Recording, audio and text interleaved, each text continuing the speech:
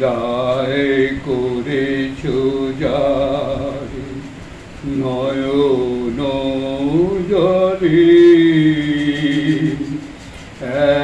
এখন ফিরাবে তারে কিসের ছলে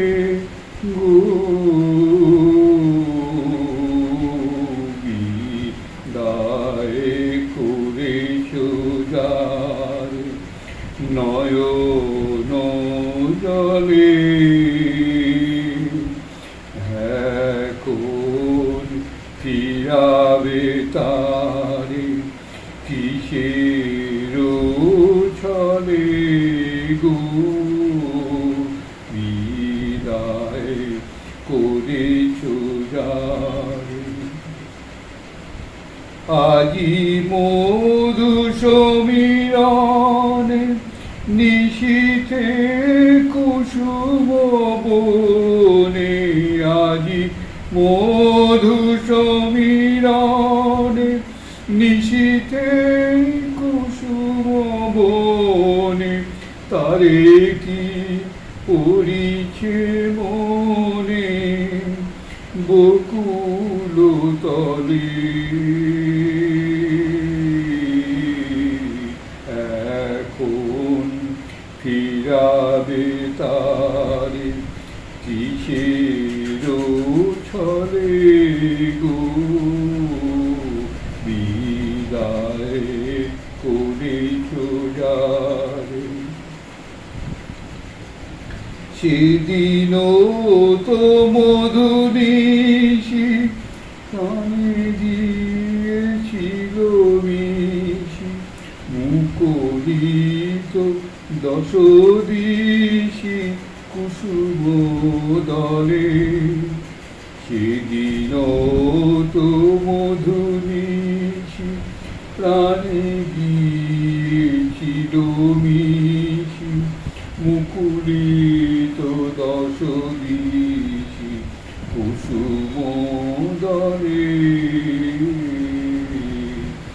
এই সোহাগের বাণী যদি হতো কানাকানি এই সোহাগের বাণী যদি হতো কানাকানি যদি মালা খানি পরাতে গলে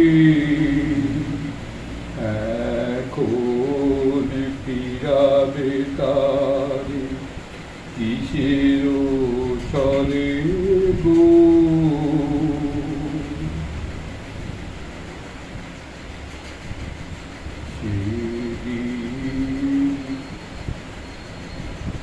বিদায় করেছ যারে মধুরাতে পূর্ণিমার ফিরে আসে বারে বারে সৃজন ফিরে না আর যে গেছে চলে মধুরাতে পূর্ণিমার ফিরে আসে বারে বারে সৃজন ফিরে না আর যে গেছে চলে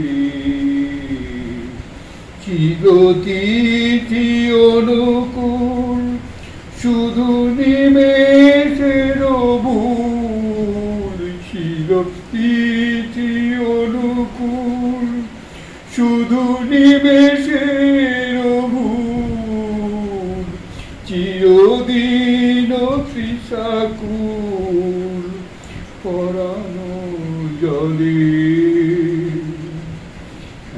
এখন ফিরাবে তারে কিসের ছলে বিদায় করেছ যারে কিসের ছলে এখন ফিরাবে তারে কিসের ছলে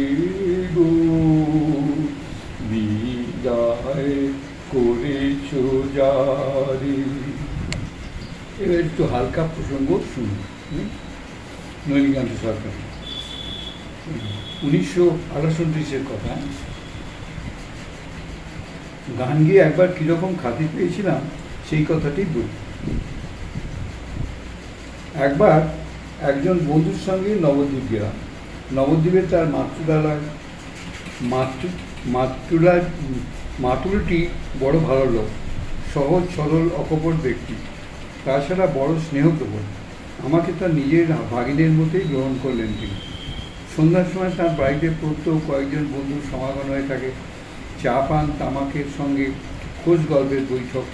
মামা সেই বৈঠকে আমাকে গানের আয়োজন করলেন।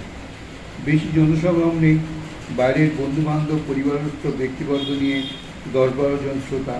প্রায় ঘন্টা দুই গান করলাম 5 ফুলের সাজিয়ে। ভক্তির গান, প্রেমের গান, স্বদেশী গান, মায়ের হাসি গান পর্যন্ত। অন্যান্য শ্রোতাদের কেমন লাগলো জানি না, মামা কিন্তু খুবই মুগ্ধ হলেন। পরদিন সকালবেলায় মামা আমাকে বললেন, দেখো আজ কি কাণ্ড করি। আজ আসরের মতো আসর করব। বড় জায়গা নেই, তা নইলে দেখতে পাবো আসর কাকে বলে। এরকম আসর তোমার কলকাতায় মিলবে না। কলকাতায় তো কেবল চ্যাংড়া ছোকরাদের ভিড়। এখানে দেখবে বড় বড় গুণী জ্ঞানী পণ্ডিত আসবেন গান শুনতে। আজ বেশ ভালো ভালো বাছা গান গেও তো পাবো। মামা সারাদিন ভারী ব্যস্ত। সকালবেলাতেই বেরোলেন সন্ধ্যার আসরের শ্রোতাদের নিমন্ত্রণ করতে। দুপুরে বাড়িতে ফিরে দুটি খেয়েই বৈঠকখানায় সংস্কার কার্যে ব্যবহৃত হলেন।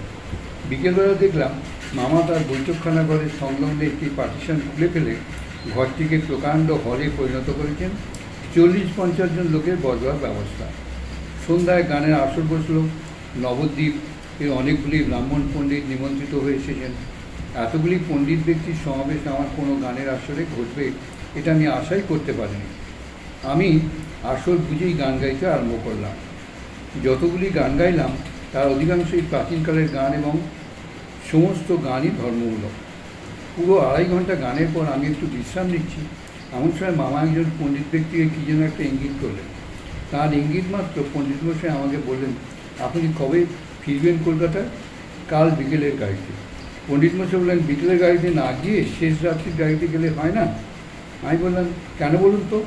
পণ্ডিত মশাই বললেন, কাল সন্ধ্যায় সভা আহ্বান করে আমরা আপনাকে একটি উপাধি ও মানপত্র দেব মনে করছি।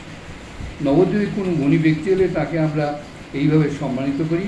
আপনি কালকের দিনটা থেকে ভোরের ট্রেনেই ফিরুন। হঠাৎ মামা আমাদের মধ্যিখানে পড়ে পণ্ডিত মশাই বলেন, হ্যাঁ কাল থাকবে বই কি, ওসব আমি ঠিক করে দেব। বলে মামা আমার দিকে চেয়ে বললেন, 2-1টি হাসির গান এদের শোনাবে না বাবু? হাসির গান গাইবার ইচ্ছা গোড়ায় ছিল না, কিন্তু পরিস্থিতি যেরূপ ঘনিয়ে এলো তাতে না পেরে উপায় কী। তারপর মাতুলের অনুরোধ, কাল বিলম্ব না করে প্রথমে গাইলাম কবি নজরুলের জাতের নামে বজ্জাতি, সব জালিয়া খেলছ জুয়া। তারপরে কান্তকবি রজনী সেনের আমায় ব্রাহ্মণ বলে নোয়ায় না মাথাকে আছে এমন হিন্দু। ব্যাস, ওই দুটি গানের গুঁতোতেই আসর ভেঙে গেল। সম্ভবত পণ্ডিত মশাইরা একে একে প্রস্থান করলেন, তাদের সঙ্গে সঙ্গে মামা উঠে পড়লেন। অমন জমাট আসর শেষের দিকটায় যেন ছত্রভঙ্গ হয়ে গেল। আমরা 2-4 জন বসে আছি, মামা ফিরে এলেন। ফিরে এসে আমাকে উদ্দেশ্য করে বললেন, দিলেন তো সব ভেস্তে? আমি জিজ্ঞেস করলাম, কী হলো মামা? আর কি হলো, পণ্ডিতদের চটিয়ে দিলেন, না এলে কাল দেখতেন কীরকম সভা হতো, কীরকম সম্মান পেতেন। ছি, সব পণ্ড করে দিলেন বাবু। আমি বললাম, সে কি মামা, সভা হবে না, উপাধি দেবে না? ছাই দেবে তোমাকে। তারা ক্ষেপে আগুন হয়েছে। উপাধির বদলে কি দেয় তাই দেখো। তুমি যত শিগগির পারো কলকাতায় রওনা হও বাবু, তোমার জন্যে হয়তো আমাকেও বিপন্ন হতে হবে। পণ্ডিতেরা স্পষ্টই বললেন, বাড়িতে নেমন্তন্ন করে এনে তোমাকে দিয়ে আমি তাদের অপমান করেছি। যাক, আমায় যা হয় হবে, তুমি আর এখানে থেকো না বাবা, আজই ভোরের গাড়িতে কলকাতা চলে যাও। তাই হলো।